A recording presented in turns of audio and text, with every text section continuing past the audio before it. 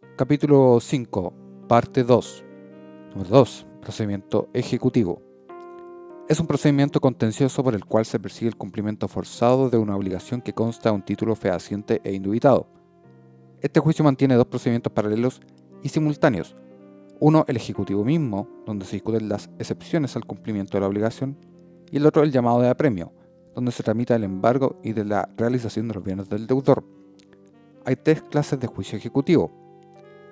El juicio ejecutivo de obligación de dar, contenido en el título 1 del libro 3 del CPC, artículos 434 al 529. Juicio ejecutivo de obligación de hacer, título 2, libro 3 del CPC, artículos 530 al 544. Juicio ejecutivo de obligación de no hacer, título 2 del libro 3 del CPC, artículos 530 al 544. Presupuestos de la ejecución forzada. Para obtener el cumplimiento forzado de la obligación en juicio ejecutivo es menester que se cumplan los siguientes requisitos. Que la obligación cuyo cumplimiento se busca conste en un título al que la ley le atribuye el carácter o mérito ejecutivo. Que la obligación sea actualmente exigible. Que la obligación sea líquida, tratándose esto de obligaciones de dar. Que sea determinada en el caso de obligaciones de hacer. Y que sea susceptible de convertirse en una obligación de destruir la obra hecha en el caso de las obligaciones de no hacer, y que la acción ejecutiva no se encuentre prescrita. El título ejecutivo. Un título ejecutivo es un documento al cual la ley le atribuye la suficiencia necesaria para exigir el cumplimiento forzado de una obligación que consta en él. Solo la ley puede crear títulos ejecutivos y estos están taxativamente enumerados en el artículo 434 del CPC y en leyes especiales. De esta manera, él establece el artículo 434 del CPC, que son títulos ejecutivos los siguientes. Número 1. Sentencia firme, bien sea definitiva o interlocutoria. Para que la sentencia tenga mérito ejecutivo es necesario que esté firme y se entiende que se encuentra en ese estado cuando no procede recurso alguno en contra de ella o procediendo estos se han resuelto o no se han hecho valer dentro del plazo legal. Es necesario que esta sentencia contenga una obligación de dar, hacer o no hacer. Número 2. Copia autorizada de escritura pública. Son aquellas copias autorizadas por un notario público o un archivero judicial. Número 3. Acta de avenimiento pasada ante el tribunal competente y autorizada por un ministro de fe o por dos testigos de actuación. Número 4. Instrumento privado reconocido judicialmente o mandado tener por reconocido. El instrumento privado adquiere mérito ejecutivo cuando ha sido reconocido judicialmente o cuando ha sido mandado a tener por reconocido. Sin embargo, la letra de cambio, el pagaré o el cheque cuya firma aparezca autorizada por un notario o por el oficial de registro civil en las comunas donde no tenga su asiento un notario, tendrá mérito ejecutivo sin necesidad de reconocimiento previo. El reconocimiento se consigue a través de gestiones previas que se denominan diligencias preparatorias de la vía ejecutiva. Número 5. Confesión judicial. Número 6. Cualesquiera títulos al portador o nominativos legítimamente emitidos que representen obligaciones vencidas y los cupones también vencidos de dichos títulos, siempre que los cupones confronten con los títulos y estos en todo caso con los libros talonarios. Y en último lugar, el número 7. Cualquiera otro título al que las leyes den fuerza ejecutiva. Por ejemplo, la cuarta copia de la factura, los acuerdos de la Junta Ordinaria de Comuneros de una comunidad de agua sobre gastos y fijación de cuotas, el certificado de deuda de gastos comunes autorizado por el administrador, etc. Una obligación actualmente exigible, es decir, la obligación cuyo cobro se pretende no debe hallarse sujeta a ninguna modalidad, esto es condición, plazo o modo, y de estarlo, deberá acreditarse fehacientemente que la modalidad sea cumplida a favor del acreedor. Una obligación líquida determinada o convertible. Si la obligación es de dar, la deuda debe ser líquida. Si la obligación es de hacer, la deuda debe ser determinada, es decir, se debe poder conocer exactamente en qué consiste la prestación del deudor sin margen a segundas interpretaciones. Y si la obligación es de no hacer, debe poder convertirse en la destrucción de la obra hecha, con lo cual la obligación se transforma en una de hacer. Una acción ejecutiva no prescrita. La regla general es que el título ejecutivo prescribe en 3 años contados desde que la obligación contenida en él se hizo exigible. Sin embargo, otra particularidad es que la acción ejecutiva prescrita subsiste por otros 2 años más como ordinaria. En efecto, si ya ha transcurrido el plazo de 3 años para deducir la acción ejecutiva, de igual manera puede perseguirse el cumplimiento de la obligación por los 2 años que restan para completar los 5 años de la acción ordinaria de prescripción. Ahora bien, hay obligaciones cuya acción ejecutiva tiene plazos de prescripción especiales. Cuando el título es un cheque protestado, la acción ejecutiva prescribe dentro de un año contado desde la fecha del pretexto. Artículo 34 Ley de Cuentas Corrientes Bancarias y de Cheques. Letra de cambio y pagaré. El plazo de prescripción es también de un año contado desde que la obligación se hizo exigible. Artículo 98 de la Ley 18.092. La cuarta copia de la factura también prescribe en un año contado desde el vencimiento. Artículo 10 de la Ley 19.983. La gestión preparatoria de la vía ejecutiva. Si el acreedor tiene un documento que da cuenta de una obligación líquida, determinada o determinable, actualmente exigible y no prescrita, la que no consta en título ejecutivo, puede preparar su entrada en juicio ejecutivo por medio de las denominadas gestiones preparatorias de la vía ejecutiva, como el reconocimiento de firma puesta en instrumento privado, la notificación judicial de protesto de letra, pagaré o cheque o confesión judicial o confesión de deuda. Etapas en el juicio ejecutivo. La tramitación del juicio ejecutivo se lleva en 2 cuadernos, el cuaderno principal y el de apremio, que se conservan juntos en la causa y que se tramitan en paralelo. En el cuaderno principal consta la demanda y las excepciones a su ejecución opuestas por el deudor. El cuaderno de apremio, en tanto, contiene todas las gestiones destinadas a obtener la realización de los bienes. La tramitación de cada cuaderno sigue las siguientes etapas que analizaremos.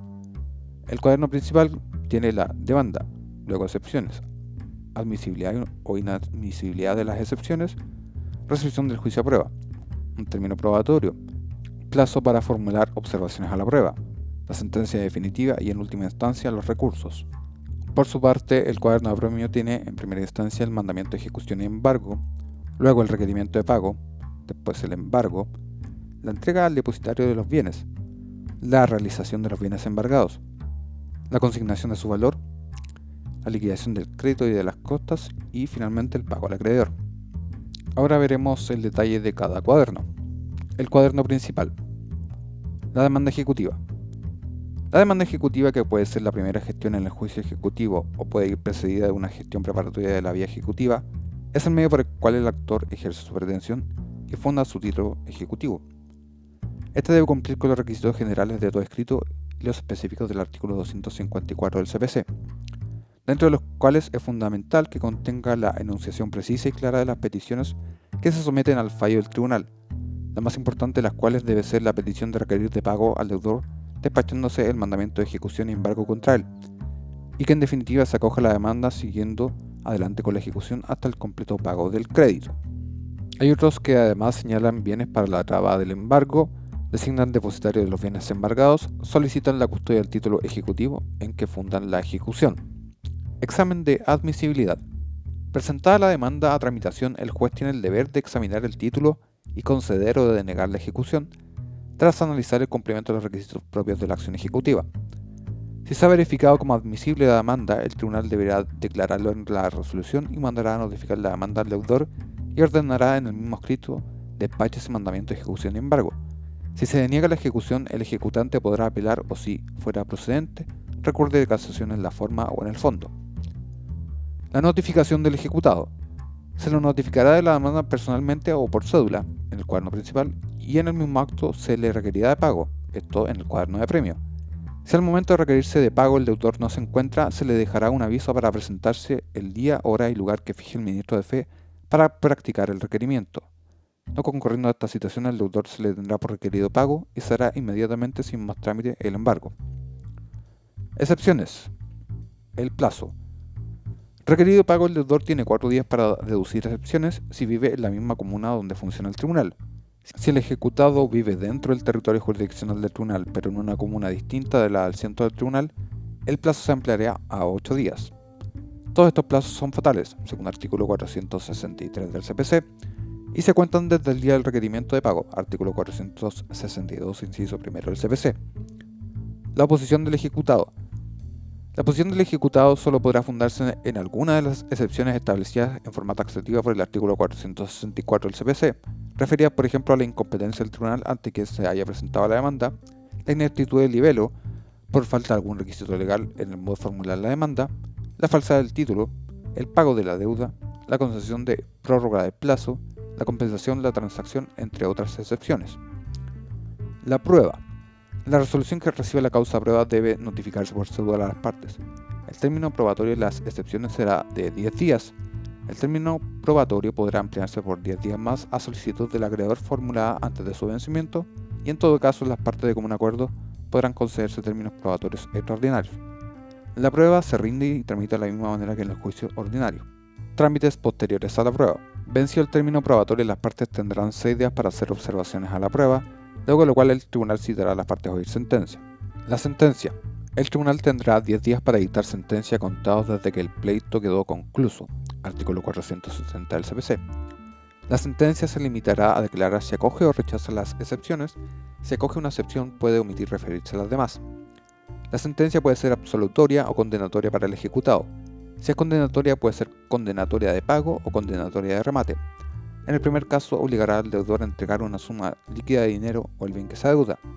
En el segundo, el juez ordenará el embargo de bienes suficientes del deudor, los que serán rematados para pagar con su producto al acreedor.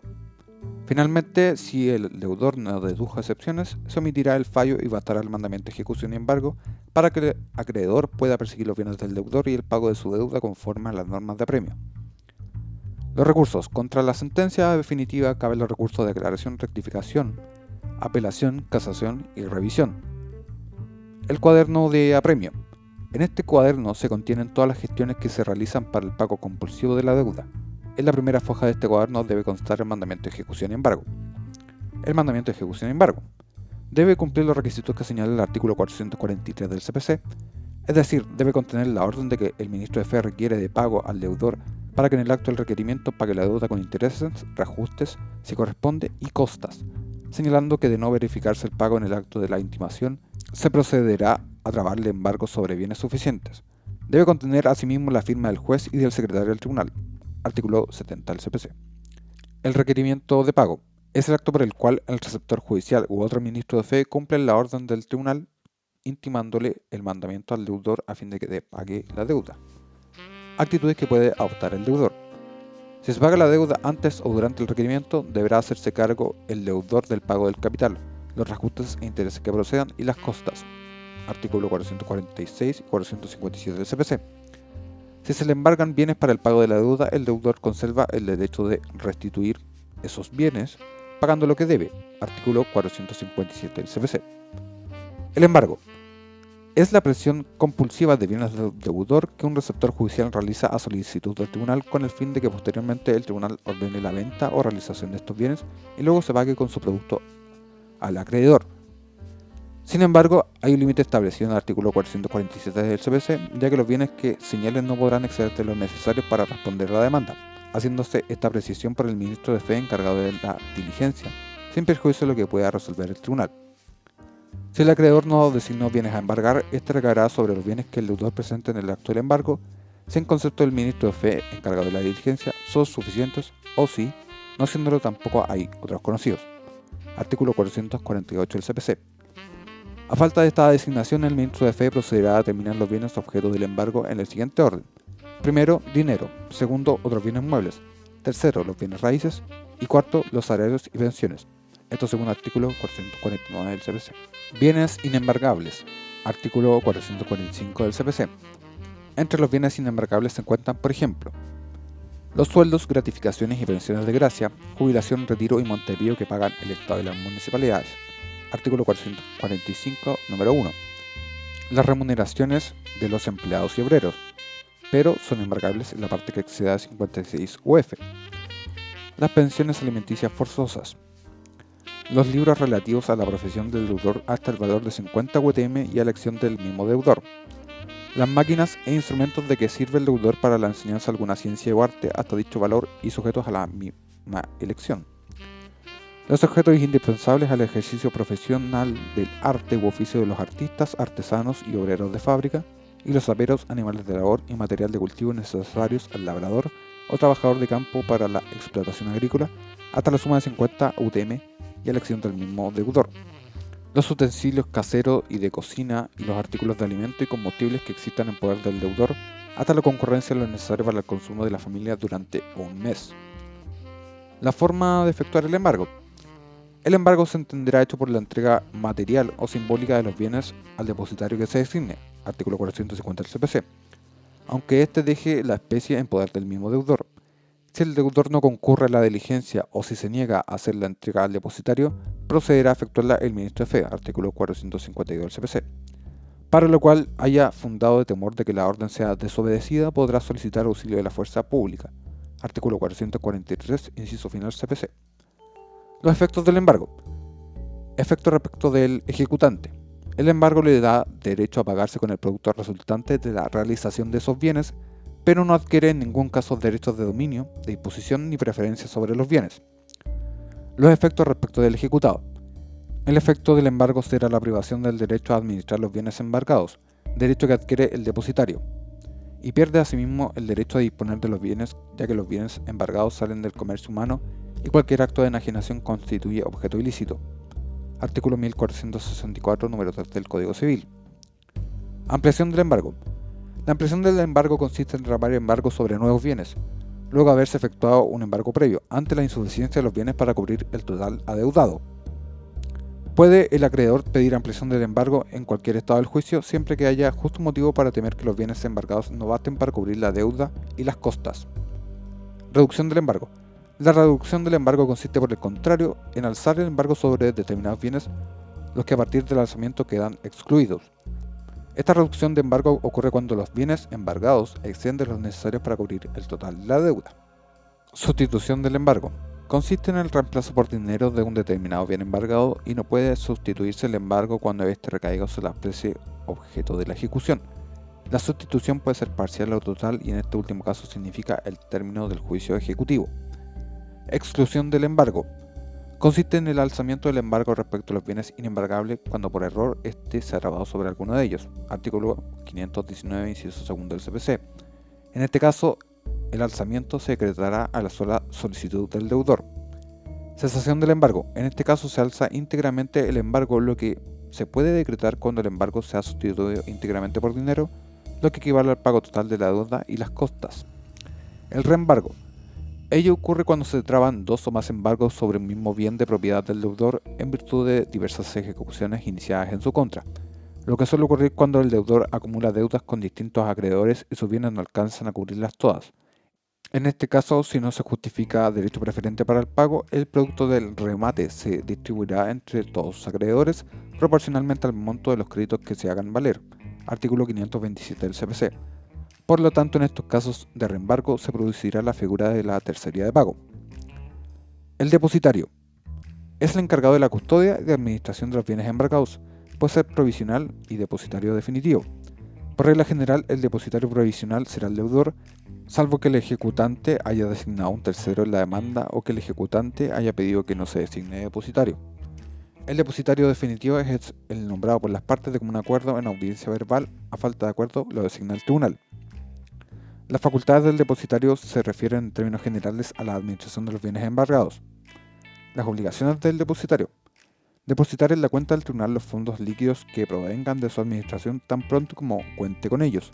Rendir la cuenta de su administración ante el tribunal y al final de la administración. La liquidación de los bienes. La tramitación en el cuaderno principal concluirá con sentencia definitiva, bien sea absolutoria o condenatoria, y en este último caso dicha sentencia podrá ser de pago o de remate. También podrá concluir con el certificado de no haberse puesto excepciones a la ejecución, caso en el cual se omitirá la sentencia y bastará el mandamiento de ejecución para continuar el cobro ejecutivo. En cada uno de estos casos la liquidación de los bienes se hace de diferente manera. La liquidación de los bienes cuando hay sentencia condenatoria de pago. En este caso la cosa embargada es la especie o cuerpo cierto de vida o dinero. La liquidación de los bienes se hace mediante la entrega de ellos al ejecutante. Artículo 512 del CPC. Esto puede hacerse a partir del momento en que la sentencia definitiva queda firme o ejecutoriada. Si el embargado es dinero, deberá practicarse por el secretario del tribunal a petición de cualquiera de las partes una liquidación del crédito y regulación de las cotas a pagar.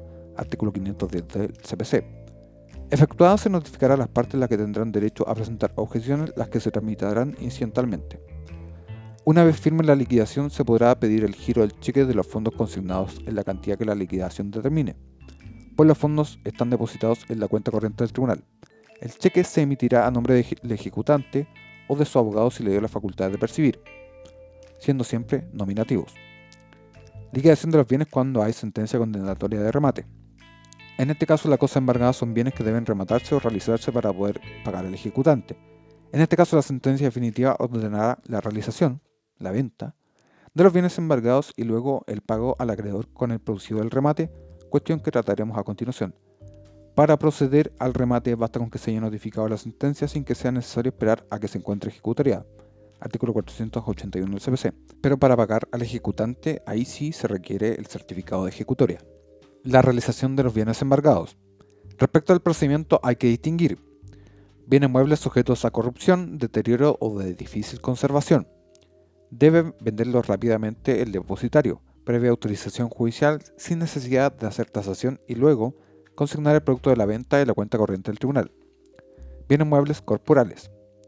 Se venderán por martillero habilitado designado por el tribunal, quien informará al tribunal y éste a su vez a las partes el día y hora de la venta. La venta se hará al mejor postor y sin necesidad de tasación, luego de lo cual rendirá cuenta al remate y consignará el producto en la cuenta corriente del tribunal. Artículo 482 del CPC. Bienes muebles incorporales. Atendida su inmaterialidad, deben ser previamente tasados por peritos, luego de lo cual se venderán en remate público ante el tribunal que conoce de la ejecución o ante el tribunal en cuya jurisdicción estén situados los bienes, cuando así se resuelva a solicitud de partes y por motivos fundados. Artículo 485 del CPC. Bienes inmuebles. En la realización de los bienes raíces se seguirá el siguiente procedimiento. La tasación. Se tasará el inmueble con el fin de fijar un mínimo para la subasta, sea por perito o aquel valor que figure en el rol de avalúo fiscal vigente. Bases del remate.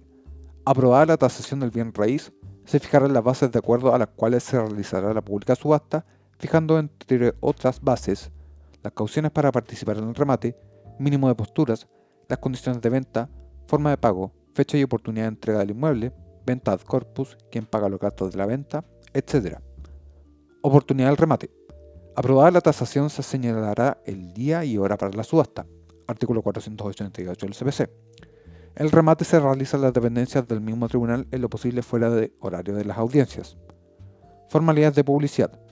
El remate, con el señalamiento del día y hora en que debe tener lugar, se anunciará por medio de avisos publicados, a lo menos por 4 veces en un diario de la comuna en que tenga su asiento el tribunal, de la capital de la provincia o de la capital de la región si en aquella no lo hubiere. Trámites previos al remate. 1. Notificación y citación de los acreedores hipotecarios. 2. Autorización de los acreedores embargantes o autorización judicial en su caso. 3. Calificación de las cauciones. Todo postor para tomar parte en un remate deberá rendir caución suficiente, calificada por el tribunal sin ulterior recurso para responder que se llevará a efecto la compra de los bienes rematados. Y el remate propiamente tal. El remate es judicial, forzado, público y al mejor postor. La subasta recaerá sobre los derechos que el deudor tenga o pretenda tener sobre la cosa embargada. Artículo 523, inciso segundo del CPC. Si llegado el momento de la subasta no se presentan postores, podrá el acreedor solicitar cualquiera de estas dos cosas a su elección. Primera, que se le adjudiquen por los 2/3 de la tasación de los bienes embargados, o segundo, que se reduzca prudencialmente por el tribunal el avalúo aprobado. La reducción no podrá exceder de una tercera parte de este avalúo. Artículo 499 del CPC. Trámites posteriores al remate. Luego del remate se levantará acta, que será firmada por todos los concurrentes al remate y en caso de haber habido adjudicatarios de las especies rematadas, se otorgará escritura pública de adjudicación. Esta acta de remate valdrá como escritura pública para el efecto del artículo 1801 del Código Civil, pero sin perjuicio de ello deberá otorgarse dentro del tercer día la escritura pública definitiva con inserción de los antecedentes necesarios y con los demás requisitos legales. El pago al ejecutante. Una vez efectuado el remate o la venta, se deben consignar los fondos en la cuenta corriente del tribunal. Se debe liquidar el crédito y luego de ejecutoria de la sentencia se debe pagar al ejecutante, salvo que exista apelación pendiente. La cosa juzgada. La sentencia recaída en el juicio ejecutivo produce cosa juzgada en el juicio ordinario tanto respecto al ejecutante como del ejecutado. Artículo 478, inciso primero del CPC. Las tercerías. En términos generales, la tercería es la intervención en el proceso de un tercero que no es parte en el juicio. En el caso del juicio ejecutivo, el interés del tercero solo puede recaer sobre el crédito que se ejecuta o sobre los bienes embargados, y solo puede deducirse tercería para alegar, esto según el artículo 518 del CPC, se puede alegar dominio sobre los bienes embargados, tercería de dominio, la posesión sobre los bienes embargados, esto es tercería de posesión, mejor derecho que el acreedor para pagarse con el resultado de la ejecución, tercería de prelación, y en última instancia el derecho para concurrir en el pago a falta de otros bienes, la tercería de pago. Apartado 3 del capítulo 5, respecto al procedimiento sumario. Concepto, características e importancia. El concepto. El juicio sumario es un procedimiento de carácter declarativo de aplicación general, oral y concentrado que se encuentra regulado en los artículos 680 al 692, título 11 del libro 3 del Código de Procedimiento Civil. Las características. Es un juicio que se aplica en los casos en que la naturaleza del asunto requiera un procedimiento rápido para que sea eficaz, así como en algunos específicos que la ley señala expresa y determinadamente. Es un juicio con instituciones específicas y especialísimas como la sustitución de procedimiento o la aceptación provisional de la demanda. Es un juicio esencialmente oral. En este juicio la rebeldía del demandado presume efectividad de aquello que alega el demandante. Es un juicio breve y rápido por el plazo en que deben dictarse las resoluciones. Es un juicio concentrado. Todas las cuestiones del juicio deben promoverse y tramitarse en la audiencia respectiva, sin paralizar el curso del proceso, debiendo la sentencia definitiva pronunciarse sobre la acción deducida y los incidentes, o solo sobre estos cuando sean previos o incompatibles con dicha acción. La aplicación. Aplicación general. Como se dijo, para solicitar la aplicación del juicio sumario se requiere justificar y acreditar al tribunal dos circunstancias. Primero, que la acción requiere un procedimiento rápido para ser eficaz. Segundo, que no existe un procedimiento especial para la acción que se pretende deducir. Acreditadas estas circunstancias, el juez se pronunciará acogiendo o rechazando la solicitud de aplicación de este procedimiento. Aplicación especial. El artículo 680 CPC y otros cuerpos legales han determinado expresamente la aplicación del procedimiento sumario. Estos casos son, por ejemplo, aquellos en que la ley ordene proceder sumariamente, breve y sumariamente o en otra forma análoga. Los juicios sobre cobro de honorarios. Juicios sobre comodato precario. A los juicios en que se deduzcan las acciones civiles derivadas de un delito o cuasi delito. Tramitación. La demanda y su proveído. La demanda podrá presentarse oralmente o mediante minutas escritas. Artículo 682 del CPC. Una vez deducida la demanda, el tribunal citará a las partes a una audiencia que se celebrará el quinto día hábil después de la última notificación, ampliándose este plazo si el demandado no está en el lugar del juicio, con todo el aumento que corresponde según la tabla de emplazamiento. Esto acorde al artículo 683, inciso primero del CPC. Esta resolución se notifica personalmente al demandado por ser la primera gestión judicial, salvo que el procedimiento haya iniciado por medida prejudicial. Comparendo de contestación y conciliación. A esta audiencia puede comparecer, además del demandante y demandado, el defensor público en los casos en que según la ley deba intervenir o cuando el tribunal lo juzgue necesario. Y asimismo, cuando haya de oírse los parientes, se citará en términos generales y los parientes de alguna de las partes cuando sea necesario. Artículo 683, inciso segundo y 689 del CPC. Trámites posteriores al comparendo. De todo lo obrado en la audiencia se levantará acta. Tanto del comparendo de contestación como del de conciliación se levantará acta. De no producirse la conciliación o de ser esta solo parcial, el tribunal podrá recibir la causa a prueba o citar a las partes a oír sentencia, en caso que se haya accedido provisoriamente a la demanda y el demandado no haya deducido oposición dentro del quinto día desde que se accedió a la demanda. Artículos 684 y 685 del CPC. La sentencia. Terminado el comparendo, en caso de no recibir la causa a prueba o vencido el término probatorio, el tribunal de inmediato citará a las partes para oír sentencia. Artículo 687 del CPC. La sentencia deberá dictarse en el plazo de 10 días contados desde la fecha de la resolución que citó a las partes para oír sentencia. Los recursos. Contra la sentencia definitiva podrá deducirse recurso de apelación y casación en la forma. En segunda instancia, la sentencia definitiva será susceptible de casación en la forma y en el fondo. La tramitación del recurso de apelación se ajustará a las reglas establecidas para los incidentes. Artículo 691, inciso 3 del CPC.